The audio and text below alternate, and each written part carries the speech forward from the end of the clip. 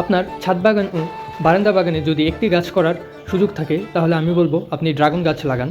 এটাতে প্রতি বছর প্রচুর পরিমাণে ফলন আসে, যা অন্যান্য গাছের তুলনায় অধিক।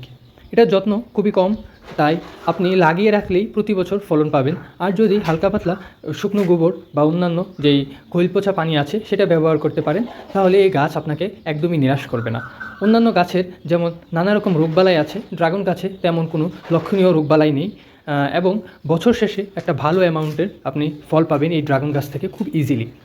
যারা বাগান করতে চান কিন্তু বাগানে সফল হন না করে খুবই হতাশ হন, তারা আসলে ড্রাগন গাছটা করতে পারেন।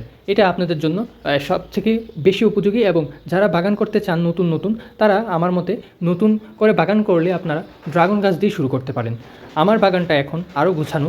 এটা আমার গত বছরের ড্রাগনের ফলন। আমি প্রায় 40 কেজির মতো ফল পেয়েছিলাম আমার বেশ কিছু ড্রাগন গাছ থেকে। এবার আমি আরও বাড়িয়েছি, আপনারাও বাড়াতে পারেন।